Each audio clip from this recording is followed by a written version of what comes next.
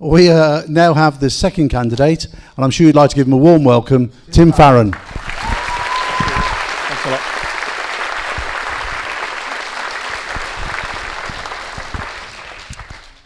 Well, thank you. I tell you, standing for the party leadership is a wonderful cure for vanity. I think it was Mae West once said that politics is basically showbiz for ugly people, so they say that politicians like the sound or love the sound of their own voices. I can tell you, after 7 weeks, I'm pig sick of the sound of mine. But it's wonderful to be here. Now, what makes a great speech? A great speech moves people from one place to another. And on the morning of the 8th of May, I heard a truly great speech. And it came from the lips of Nick Clegg.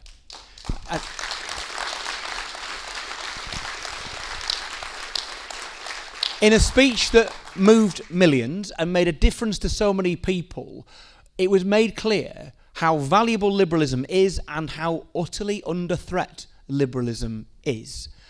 And it made us remember so many people, the penny drops almost for people around the country.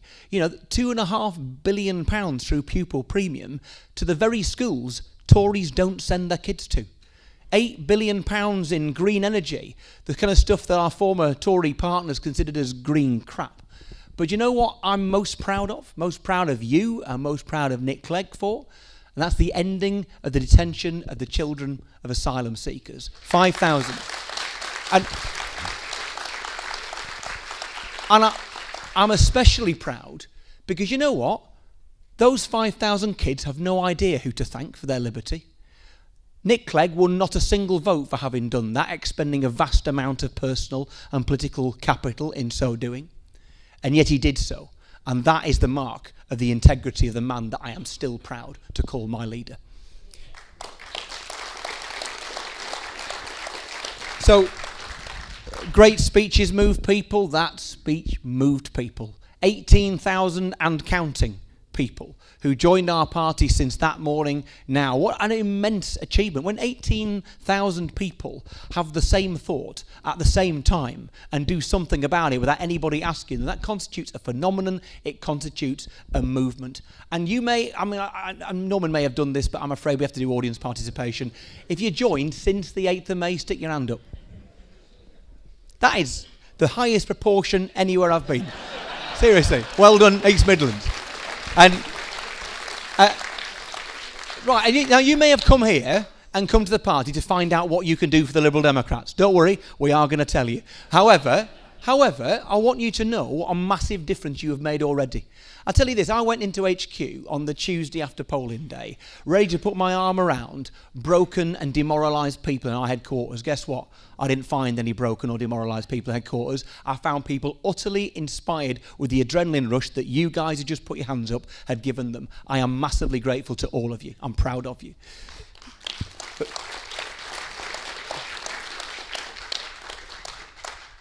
But on the 7th of May, this country ejected this party into the wilderness. And frankly, the only thing that matters in this contest is how we get out of it. I don't want to spoil the next hour or so for you, but the reality is you're going to see two Liberals up here who agree with each other on 99% of stuff. And even the grumpiest amongst you will agree with us on 95% of stuff. And we will talk about issues and policies that we should be very proud of, and there'll be an underlying tragedy, which is that we can do naff all about them because we lost. And so you're here to ask us questions, and that's great, so forgive me for being impertinent up front, and that is I have one question for you, and it's this. Do you want to win? Do you want to win? Good. If you want to win, I am your man, because I am not having the party of Grimond, of Gladstone and Lloyd George die on my watch. That is why I am here. That is what drives me.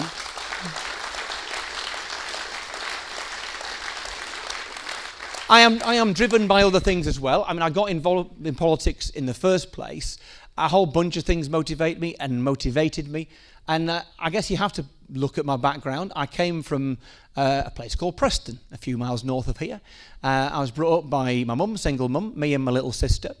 And we were brought up in, let's be entirely blunt, some level of poverty.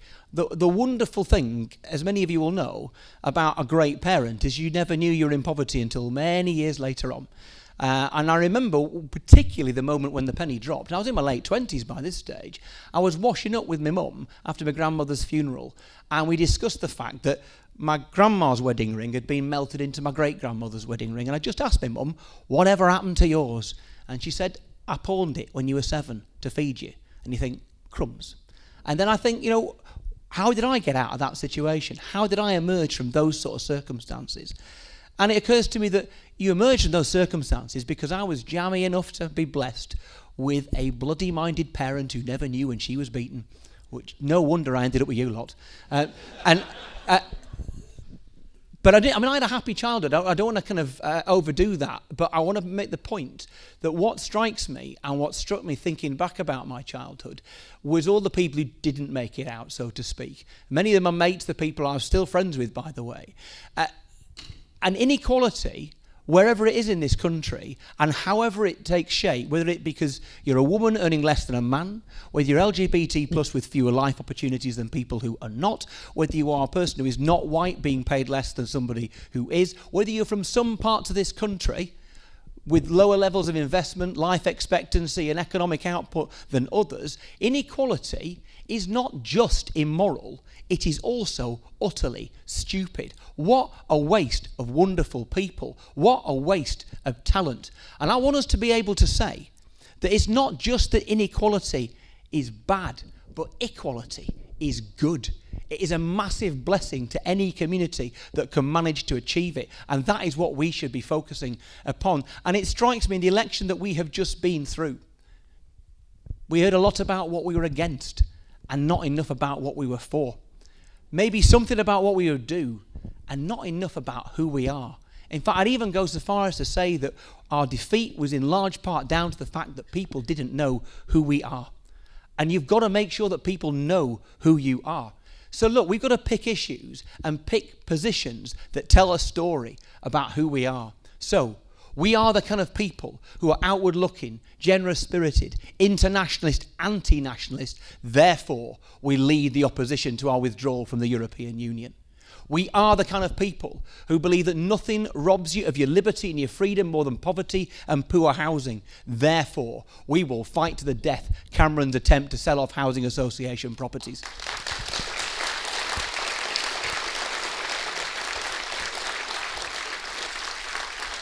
We are the kind of people who are just decent and will stand up for the powerless, whether it costs us votes or not. Therefore, we will speak with unnuanced compassion for those refugees, be they at Calais or anywhere else.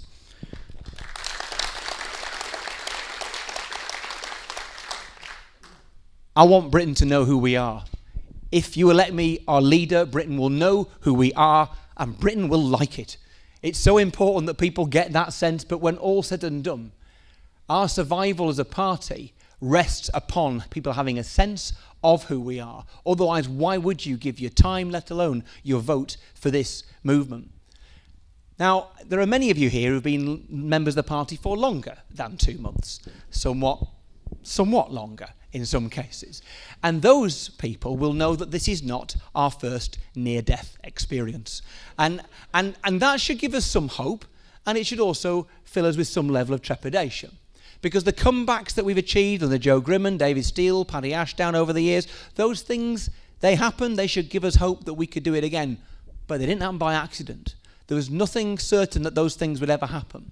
And I want to just put to you now that, as Nick Clegg quite rightly said on the morning of the 8th of May, our party and its survival is absolutely essential. Absolutely essential. But I want to suggest to you that it's not inevitable. We have to go out there and earn the right to survive and thrive and be at the centre of British politics. And so it's not enough for us just to want the party to recover. We have to have a plan. And I have a plan. You are looking at the only UK Liberal Democrat candidate on May the 7th in the general election who got more than 50% of the vote. The only place, don't clap, it's an absolute flipping tragedy. Thank you. The only place in 2005 14, those European elections where we came first on mainland Britain, was in Westmoreland. Even those terrible police commissioner elections in 2012, the only place we came first, you guess it, Westmoreland.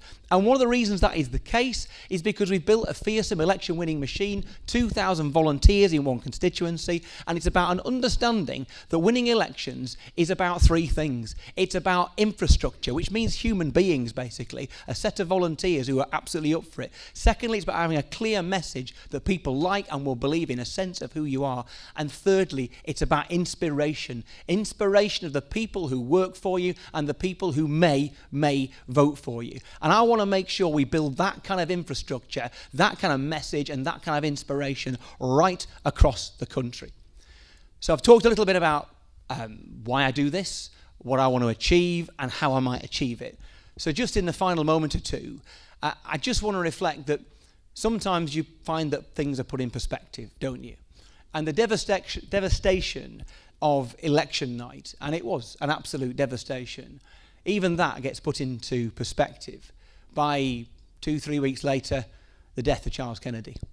And as we talk about our new leader, it's important that we reflect on the greatness of our fallen leader. And I just want to observe just quickly why I think he was a great man and a great politician. First of all, he was human. Now, everybody says that, don't they? But his ability to connect with people in a way that was just normal, that was unaffected. There are people in this room who probably tried to put Charles Kennedy on message, and by golly, I'm surprised you got any hair left if you did, because Charles Kennedy was always on message. It was just his message, and it came from here. Charles Kennedy gave me various bits of advice over the years, most of it totally unrepeatable. However, one bit he did, and I will share with you, first time I went on any questions, and he just said, Tim, be yourself. Charles Kennedy was always himself, and it told, and it connected with people. And when all said and done, when the messenger is trusted, the message gets through. So he was human.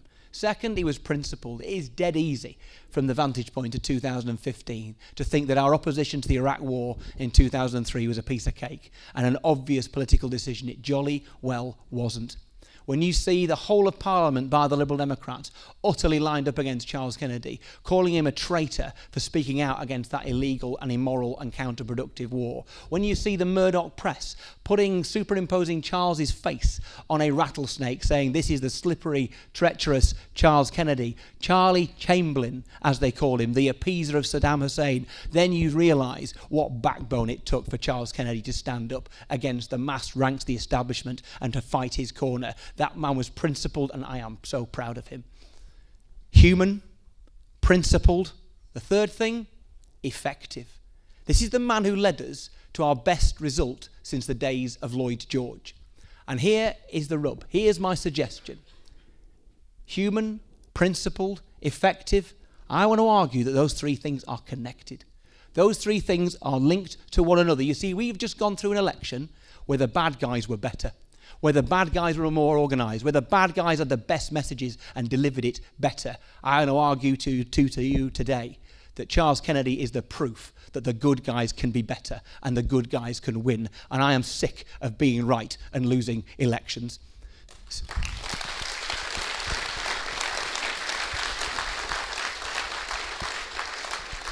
So look, in this leadership contest, can I just tell you this? We don't need one leader, we need 62,000 leaders. I need all of you across the whole of the country, but those of you here to realise that you have been gathered together for such a time as this, to fight for the soul of liberalism at the time it is most necessary and the time it is under most threat.